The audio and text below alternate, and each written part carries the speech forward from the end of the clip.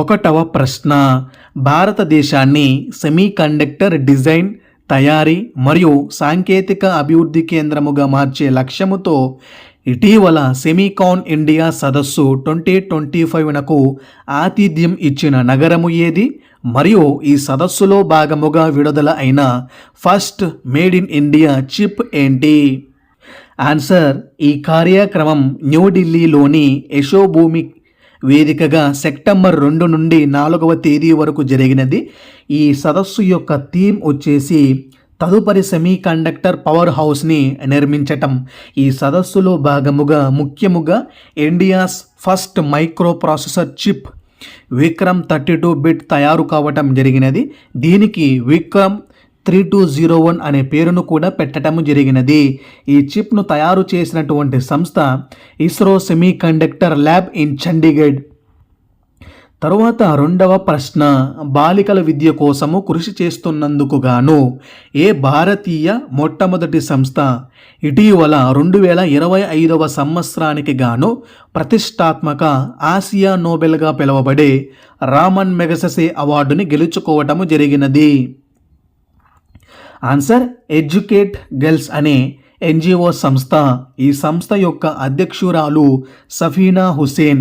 వీరితో పాటు పర్యావరణ పరిరక్షణ విభాగంలో షాహీనా అలీ ఫ్రమ్ మాల్దీవులు మరియు ఫ్లావియానో ఆంటోనియో విల్లానియేవా ఫ్రమ్ ఫిలిప్పీన్స్ కూడా ఎంపిక కావడం జరిగినది. ఈ అవార్డును ఇచ్చేటువంటి సంస్థ రామన్ మెగసెసే అవార్డు ఫౌండేషన్. తరువాత మూడవ ప్రశ్న, దేశములో బలహీన స్థితిలో ఉన్న గిరిజన భాషలను పరిరక్షించేందుకు గాను కేంద్ర గిరిజన వ్యవహారాల శాఖ ఇటీవల గిరిజన భాషల అనువాదానికి AI సహాయముతో తీసుకువచ్చిన అప్లికేషన్ పేరేంటి? ఆన్సర్, ఆదివాణి. తరువాత నాలుగవ ప్రశ్న, ఇటీవల శ్రీనగర్లోని దాల్ సరస్సులో ముగిసిన భారతదేశపు మొట్టమొదటి Khelo India water sports festival 2025 పోటీలలో తొలి 3 స్థానాలలో నిలిచిన రాష్ట్రాలు ఏవి? ఆన్సర్, మధ్యప్రదేశ్, ఒడిశా, కేరళ. పూర్తి డీటెయిల్స్లోకి వెళితే 18 మెడల్స్తో మధ్యప్రదేశ్ రాష్ట్రము ఫస్ట్ ప్లేస్లో నిలవగా 10 మెడల్స్తో ఒడిశా రాష్ట్రము 2వ స్థానములో మరియు 7 మెడల్స్తో కేరళ రాష్ట్రము 3వ స్థానములో నిలవటము జరిగినది. తరువాత 5వ ప్రశ్న, ఇటీవల food safety and standards authority of India అనగా FSSAI యొక్క నూతన CEOగా ఇటీవల ఎవరు నియమితులయ్యారు? ఆన్సర్, రజిత్ పున్హానీ. తరువాత 6వ ప్రశ్న, భారత్ మరియు కెనడా దేశాల మధ్య దౌత్య సంబంధాలలో పురోగతిలో భాగముగా ఇటీవల ఆయా దేశాలలో నూతనముగా నియమితులైన రాయబారులు ఎవరు? ఆన్సర్, కెనడాలో మన భారత రాయబారి దినేష్ K. పట్నాయక్. అదే మన భారత్లో కెనడా దేశం యొక్క రాయబారి క్రిస్టోఫర్ కూటర్. తర్వాత 7వ ప్రశ్న, ఇటీవల ప్రధాని నరేంద్ర మోడీ ఆగస్టు 29 మరియు 30వ తేదీలలో ఏ దేశాన్ని పర్యటించి ఆ దేశాన్ని చంద్రయాన్ 5 మిషన్లో భాగస్వామ్య దేశముగా ప్రకటించటము జరిగినది? ఆన్సర్, జపాన్ దేశ పర్యటన. ఈ పర్యటనలో భాగముగా ఆ దేశ ప్రధాని అయిన షిగేరు ఇషిబాతో కలిసి దాదాపుగా 13 MOUలపై ఒప్పందము కూడా కుదుర్చుకోవటం జరిగినది. దీంతో భారతదేశములో వచ్చే 10 ఏళ్లలో 10 ట్రిలియన్స్ పెట్టుబడుల లక్ష్యమే జపాన్ యొక్క టార్గెట్. అదే విధముగా ఈ పర్యటన ముగిసిన వారం రోజుల తరువాత వారి పార్టీలో అంతర్గత విభేదాల కారణముగా జపాన్ దేశ ప్రధాని పదవికి షిగేరు ఇషిబా గారు రాజీనామా చేయటము జరిగినది. తరువాత 8వ ప్రశ్న, 2025వ సంవత్సరానికి గాను ప్రతిష్టాత్మక టెన్నిస్ హాల్ ఆఫ్ ఫేమ్లో ఇటీవల చోటు దక్కించుకున్న 3 క్రీడాకారులు ఎవరు? ఆన్సర్, ఒకరేమో మరియా షరపోవా ఫ్రమ్ రష్యా, మరొకరు డబుల్స్ జోడీ అయినటువంటి బాబ్ బ్రయాన్ మరియు మైక్ బ్రయన్ ఫ్రమ్ USA. తరువాత 9వ ప్రశ్న, ఇటీవల GST కౌన్సిల్ యొక్క 56వ సమావేశానికి ఆతిథ్యం ఇచ్చిన నగరము ఏంటి? మరియు ఈ కార్యక్రమానికి అధ్యక్షత వహించినది ఎవరు? అలాగే ఈ కార్యక్రమములో తీసుకున్నటువంటి ఒక మంచి నిర్ణయం ఏంటి? ఆన్సర్, ఈ కార్యక్రమానికి ఆతిథ్యం న్యూఢిల్లీ, అధ్యక్షత వహించినది వచ్చేసి భారత ఆర్థిక మంత్రి అయిన నిర్మలా సీతారామన్. సెప్టెంబర్ 3వ తేదీ జరిగిన ఈ సమావేశములో కేంద్ర ప్రభుత్వం 4 స్లాబులుగా ఉన్న పన్ను విభాగాలను కేవలం 2 విభాగాలుగా మాత్రమే ఉంచాలని నిర్ణయం తీసుకుంది. దీంతో 5% మరియు 18% యొక్క స్లాబులను కొనసాగించి 12% మరియు 28% యొక్క పన్ను స్లాబులను తీసివేయటము జరిగినది. అదే విధముగా ఈ 5% మరియు 18%తో పాటు కొత్తగా 40% అనే పన్ను స్లాబ్ను కూడా ప్రవేశపెట్టడము జరిగినది. ఈ జిఎస్టి 56వ సమావేశములో తీసుకున్న ఈ నిర్ణయాలు అంటే పన్ను స్లాబులు అనేవి సెప్టెంబర్ 22వ తేదీ నుండి అమలులోకి రావటం జరుగుతుంది. తరువాత 10వ ప్రశ్న, ఇటీవల ముగిసిన ప్రపంచ బ్యాడ్మింటన్ ఛాంపియన్షిప్ 2025 పోటీలలో భారత్ తరపున ఏకైక పతకాన్ని సాధించిన మెన్స్ డబుల్స్ జోడీ ఏది?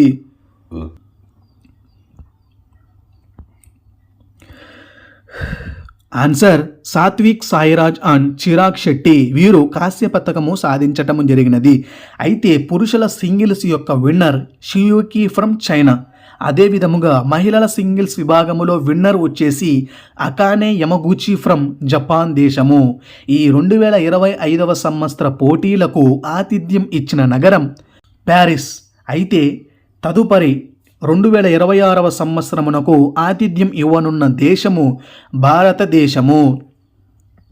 తరువాత 11వ ప్రశ్న, అంతర్జాతీయ ద్రవ్యనిధి అనగా ఐఎంఎఫ్ సంస్థ యొక్క నూతన ఎగ్జిక్యూటివ్ డైరెక్టర్గా నియమితులైన మాజీ ఆర్బీఐ గవర్నర్ ఎవరు? ఆన్సర్, ఉర్జిత్ పటేల్. మాజీ అయితే కృష్ణమూర్తి సుబ్రమణియన్. తరువాత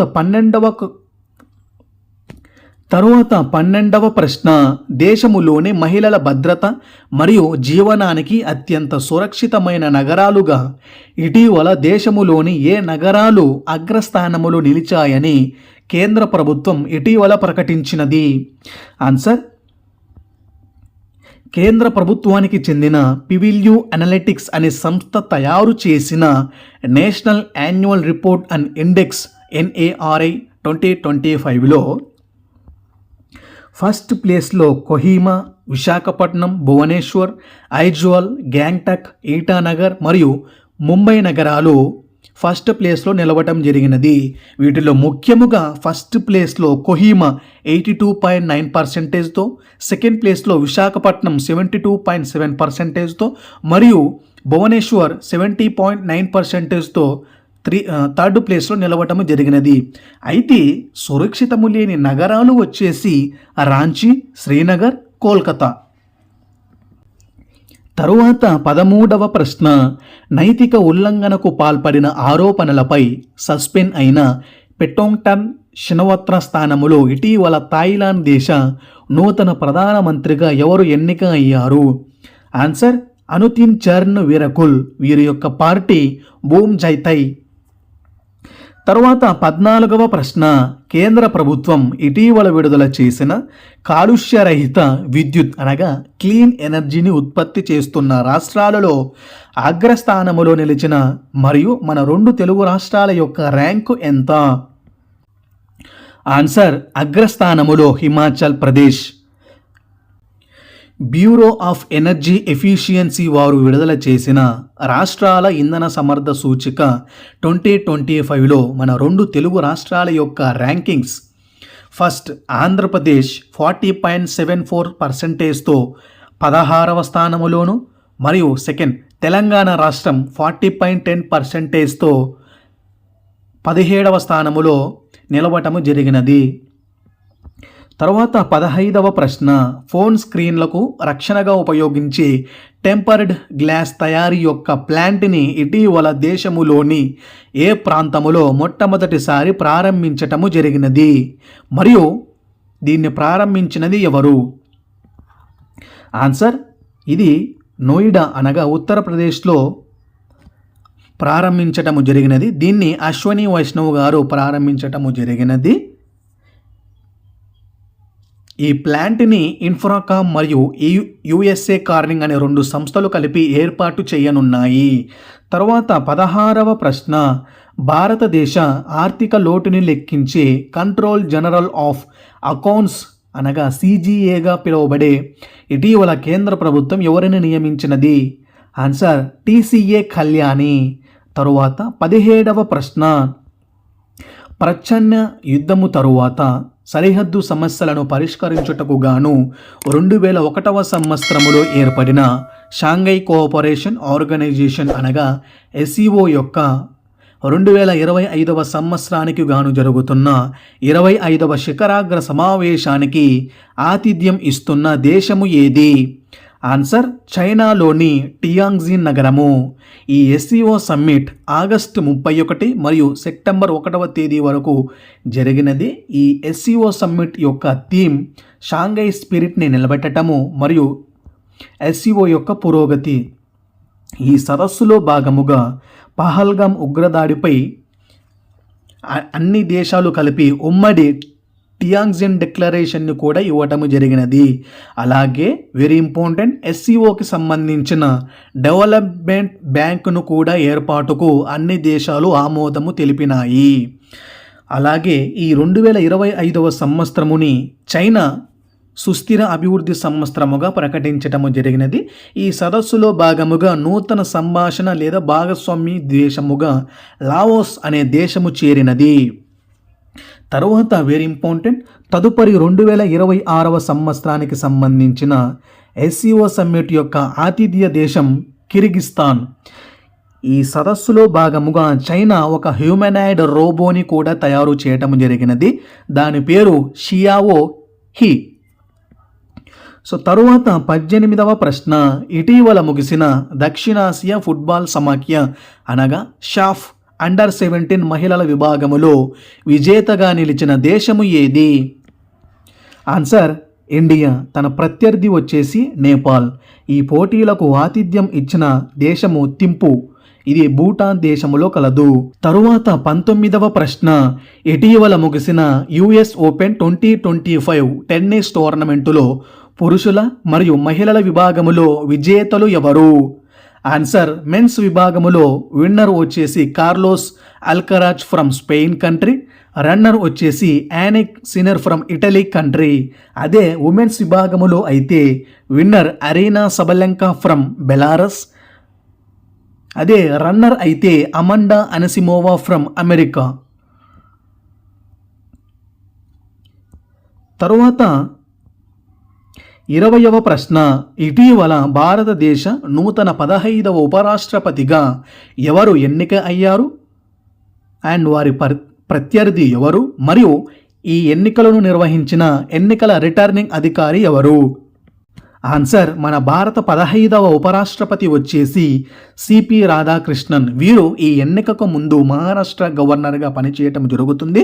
వీరు తమిళనాడు రాష్ట్రము నుండి ఎన్నికైనటువంటి 3వ ఉపరాష్ట్రపతి. మొదటివారు సర్వేపల్లి రాధాకృష్ణన్, రెండవది ఆర్ వెంకట్రామన్. అయితే మాజీ 14వ ఉపరాష్ట్రపతి వచ్చేసి జగదీప్ ధన్కడ్. వీరు పలు కారణాలతో జూలై 21, 2025వ సంవత్సరమున రాజీనామా చేయడము జరిగినది. సిపి రాధాకృష్ణన్ గారి ప్రత్యర్థి వచ్చేసి బి సుదర్శన్ రెడ్డి. ఈ ఎన్నికలను నిర్వహించిన ఎన్నికల రిటర్నింగ్ మరియు రాజ్యసభ సెక్రటరీ జనరల్ వచ్చేసి పిసి మోడీ. తరువాత 21వ ప్రశ్న, ప్రతి సంవత్సరము సెప్టెంబర్ 8వ తేదీ జరుపుకునే అంతర్జాతీయ అక్షరాస్యత దినోత్సవం 2025 యొక్క థీమ్ ఏంటి? Answer promoting literacy in the digital era.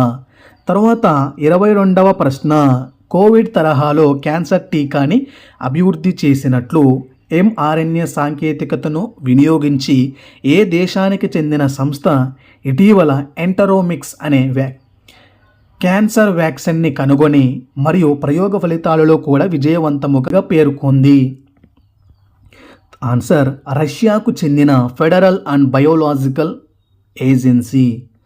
తరువాత 23వ ప్రశ్న 2025వ సంవత్సరానికి గాను ఇటీవల ముగిసిన ప్రతిష్టాత్మక 82వ వెనిస్ ఫిలిం ఫెస్టివల్లో ఒరిజోటి అనే విభాగములో ఉత్తమ దర్శకురాలి అవార్డును గెలుచుకున్న మొట్టమొదటి భారతీయ దర్శకురాలు ఎవరు? ఆన్సర్ అనుపర్ణ రాయ్. వీరు తీసినటువంటి సాంగ్స్ ఆఫ్ ఫర్గటన్ ట్రీస్ అనే చిత్రానికి గాను ఈ అవార్డుని గెలుచుకోవడం జరిగినది. తరువాత 24వ ప్రశ్న తెలంగాణ రాష్ట్ర ప్రభుత్వం ప్రతి ఏటా ఇచ్చే ప్రతిష్టాత్మక కాళోజీ నారాయణరావు గారి సాహిత్య పురస్కారమునకు ఈ ఏడాది 2025వ సంవత్సరమునకు ఎవరు ఎంపిక కావటము జరిగినది? ఆన్సర్ నెల్లుట్ల రమాదేవి. వీరు జనగామ జిల్లాలోని స్టేషన్ గన్పూర్ అనే ప్రాంతానికి చెందినవారు. ఈ అవార్డుని తెలంగాణ రాష్ట్ర కేబినెట్లోని భాషా సాంస్కృతిక శాఖ ఆధ్వర్యములో నియమించినటువంటి అందశ్రీ కమిటీ వారు ఎంపిక చేయటం జరిగినది. తరువాత చివరిది 25వ ప్రశ్న ఇటీవల భారతదేశము ఆతిథ్యం ఇచ్చిన హాకీ ఆసియా కప్ 2025 టోర్నమెంట్ యొక్క విజేతగా నిలిచిన దేశము ఏది? ఆన్సర్ విన్నర్ వచ్చేసి ఇండియా, రన్నర్ వచ్చేసి దక్షిణ కొరియా. ఈ విజయముతో వచ్చే ఏడాది ఆగస్టులో బెల్జియం మరియు నెదర్లాండ్స్ దేశ ఆతిథ్య వేదికగా జరగబోయే ప్రపంచ కప్ టోర్నీకి మన భారతదేశము కూడా అర్హత సాధించినది.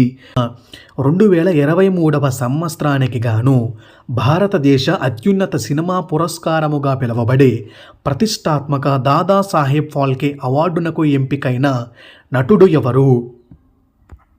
ఆన్సర్ మోహన్ లాల్. మలయాళం ఇండస్ట్రీ నుంచి దర్శకుడు అదూర్ గోపాలకృష్ణన్ తరువాత ఈ అవార్డును స్వీకరించిన రెండవ మలయాళీ. మోహన్ లాల్ 1978వ సంవత్సరములో తిరణోత్తము అనే తొలి సినిమాతో ఎంట్రీ ఇవ్వటము జరిగినది.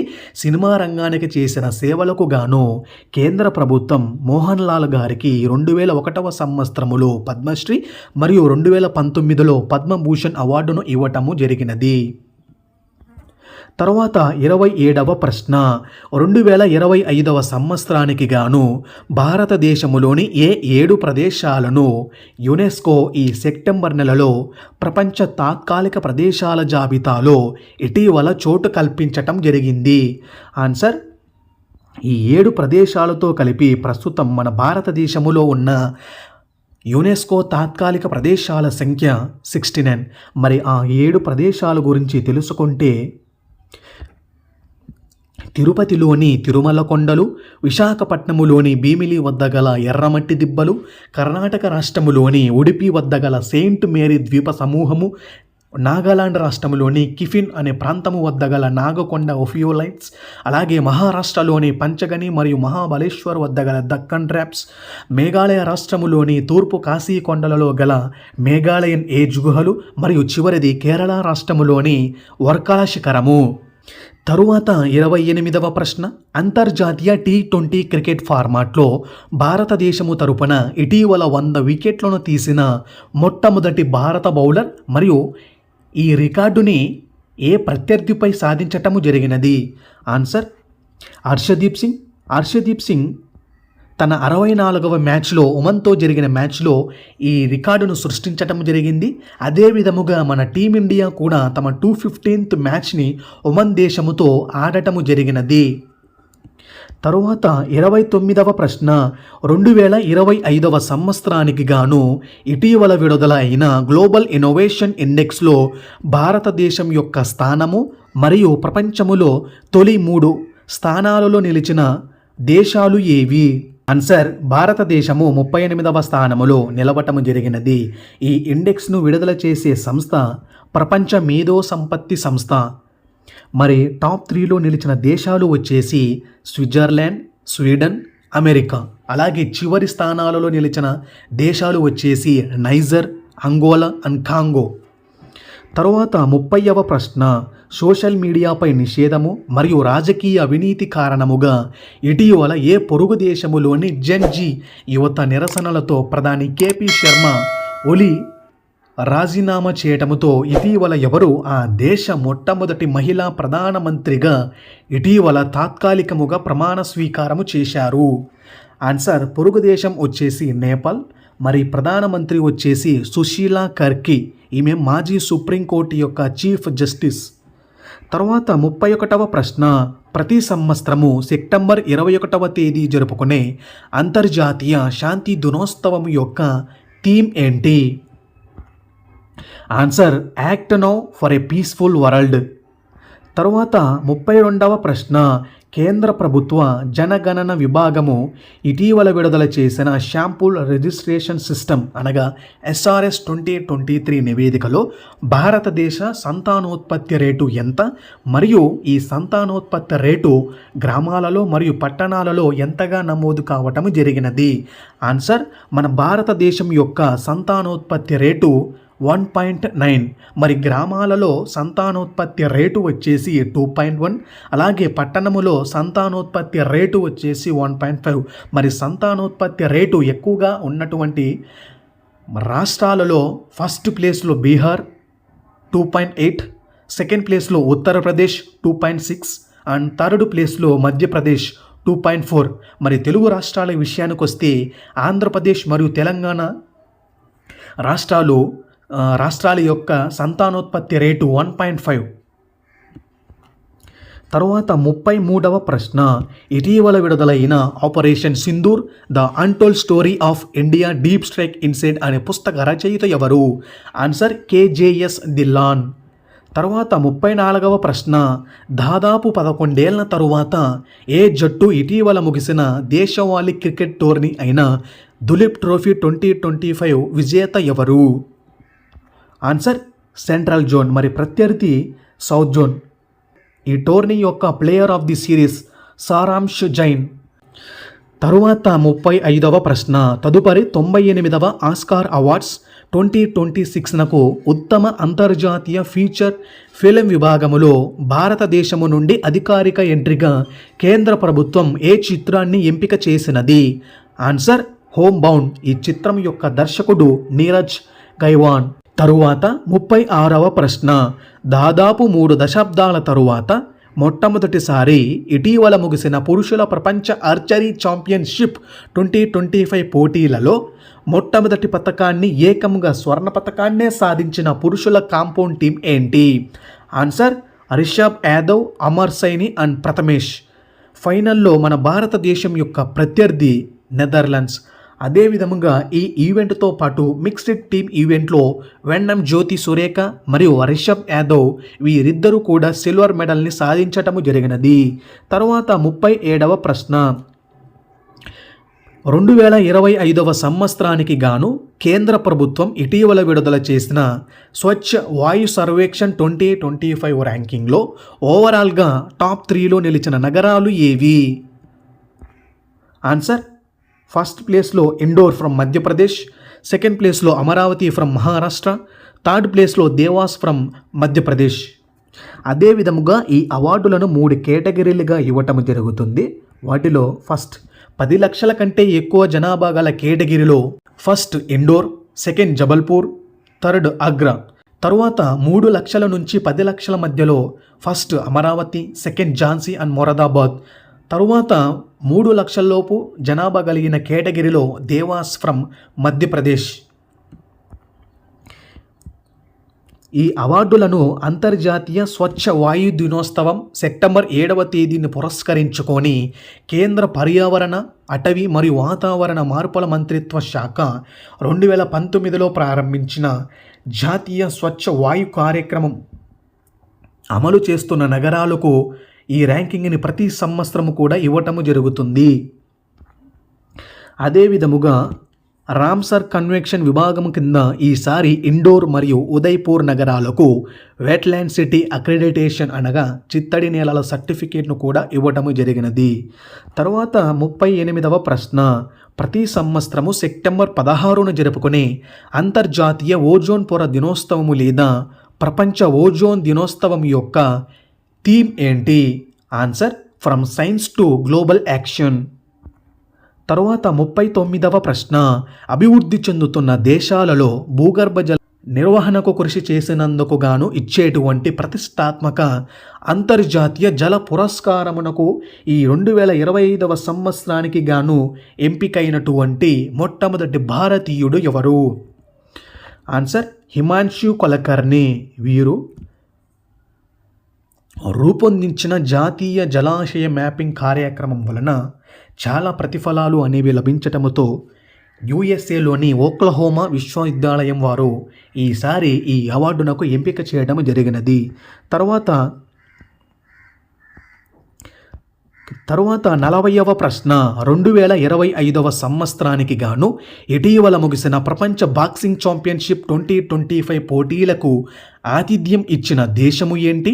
ఈ ఈవెంట్లో భారత్ ఎన్ని పతకాలను గెలిచినది? ఆన్సర్ ఈ పోటీలకు ఆతిథ్యం ఇచ్చిన దేశం ఇంగ్లాండ్లోని లివర్పూల్ నగరము. టోటల్గా భారతదేశము 4 మెడల్స్ని సాధించటం జరిగింది. ఫస్ట్ జైస్మిన్ లంబోరియా 57 కేజీల విభాగములో గోల్డ్ మెడల్ని సాధించింది. అలాగే మీనాక్షి హుడా 48 కేజీల విభాగములో గోల్డ్ మెడల్ని సాధించింది. అలాగే నుపూర్ షెరాన్ ఈమె 80+80 కేజీల విభాగములో సిల్వర్ మెడల్ని సాధించినది. అలాగే పూజా రాణి ఈమె 80 కేజీల విభాగములో బ్రాంజ్ మెడల్ని సాధించటము జరిగినది. తర్వాత 41వ ప్రశ్న అర్థశాస్త్రములో అందించిన విశిష్ట సేవలకు గుర్తింపుగా ఇటీవల ఏ మాజీ ప్రధాని 2025వ సంవత్సరానికి గాను ప్రతిష్టాత్మక పివి మెమోరియల్ ఫౌండేషన్ అవార్డునకు ఎంపిక అయ్యారు? ఆన్సర్ మన్మోహన్ సింగ్.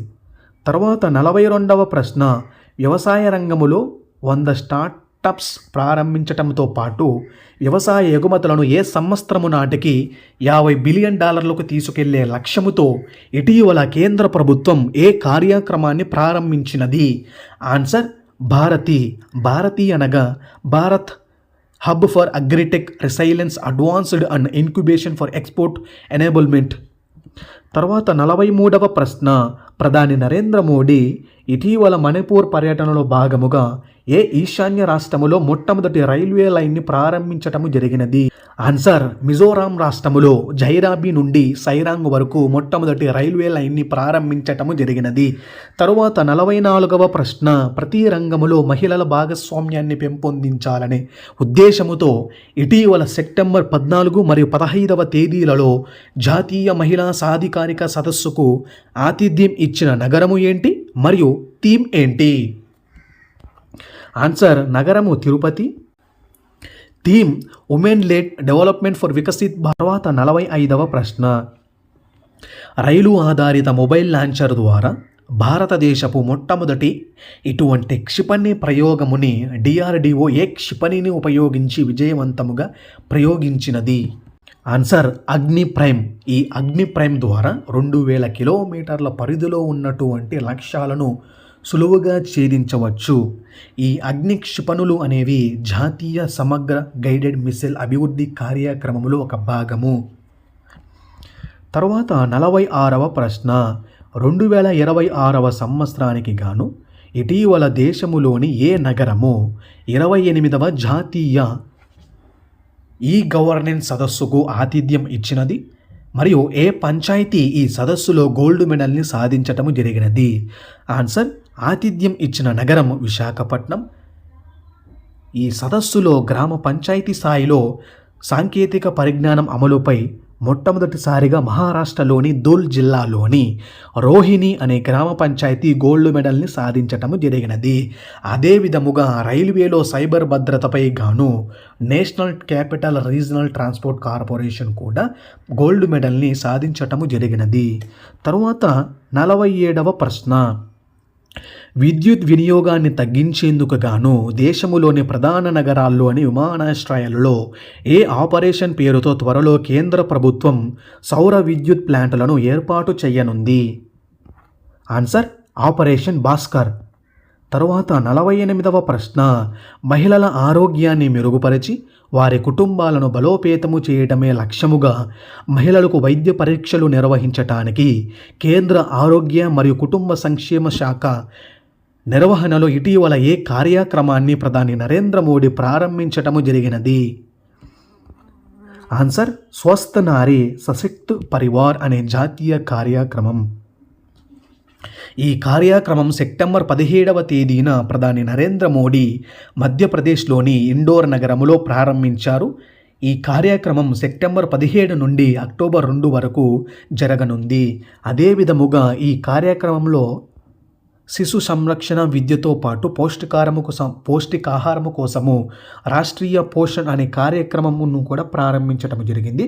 ముఖ్యంగా వెరీ ఇంపార్టెంట్, భారతదేశపు మొట్టమొదటి పిఎం మిత్ర పార్క్ అంటే ప్రధానమంత్రి మెగా ఇంటిగ్రేటెడ్ టెక్స్టైల్ రీజియన్ అప్పీరల్లో భాగముగా దేశంలోని సుమారు 7 రాష్ట్రాలలో టెక్స్టైల్ తయారీ కేంద్రాలను ఏర్పాటుకు శ్రీకారం చుట్టడము జరిగినది. తరువాత 49వ ప్రశ్న, ఇటీవల ముగిసిన 17వ ఎడిషన్ ఆసియా క్రికెట్ కప్ 2025 టోర్నమెంటులో వరుసగా 2వసారి విజేతగా నిలిచిన దేశము ఏంటి? ఆన్సర్ భారతదేశము. ప్రత్యర్థి పాకిస్తాన్పై విజయం సాధించి ఓవరాల్గా ఏషియన్ కప్ హిస్టరీలో 9వసారి విజేతగా నిలవటం జరిగినది. ఈ టోర్నీలో ప్లేయర్ ఆఫ్ ద ఫైనల్గా తిలక్ వర్మ, అలాగే ప్లేయర్ ఆఫ్ ద టోర్నమెంట్ వచ్చేసి అభిషేక్ శర్మ అవార్డును స్వీకరించటం జరిగినది. తరువాత చివరిది 50వ ప్రశ్న, 2025వ సంవత్సరానికి నగర వేదికగా ముగిసిన 69వ బాలన్ డి ఓర్ అవార్డుల కార్యక్రమములో పురుషుల మరియు మహిళల విభాగములో ఎవరు ఈ అవార్డును అందుకున్నారు? ఆన్సర్ మేల్ కేటగిరీలో ఔస్మాన్ డెంబేలే అండ్ ఫీమేల్ కేటగిరీలో ఐటనా బొన్మాతి. ఈమె వరుసగా 3వసారి ఈ అవార్డును గెలుచుకోవటం జరిగినది. అలాగే సమ్ ఎక్స్ట్రా క్వశ్చన్స్, బీసీసీఐ నూతన 37వ అధ్యక్షుడిగా మిథున్ మన్హాస్, అలాగే భారత అటార్నీ జనరల్గా మరో 2 ఏళ్ళు కొనసాగింపుతో ఆర్ వెంకటరమణి, అలాగే చీఫ్ ఆఫ్ డిఫెన్స్ యొక్క స్టాఫ్గా మరో 8 నెలల పొడిగింపుతో జనరల్ అనిల్ చౌహాన్, అలాగే ఫ్రాన్స్ దేశ నూతన ప్రధానమంత్రి సెబాస్టియన్ లికోర్ను, అలాగే ఇండియన్ న్యూస్ పేపర్ సొసైటీ యొక్క నూతన అధ్యక్షుడు వివేక్ గుప్తా, అలాగే తెలంగాణ రాష్ట్ర ఫస్ట్ ఆర్టిఫిషియల్ ఇంటెలిజెన్స్ గ్రామం అడవి శ్రీరాంపూర్ ఫ్రమ్ పెద్దపల్లి డిస్టిక్, అలాగే ఏషియన్ డెవలప్మెంట్ బ్యాంక్ యొక్క భారత executive director Satya Srinivas, and last communist party of India యొక్క నూతన జాతీయ ప్రధాన కార్యదర్శిగా ఇటీవల డి రాజా నియమితులు కావడం జరిగినది. సో ఇంతటితో ఈ వీడియో క్లోజ్. ఈ వీడియో మీకు నచ్చినట్లయితే వీడియోని లైక్ చేసి ఛానల్ని సబ్స్క్రైబ్ చేయండి. Thank you for watching.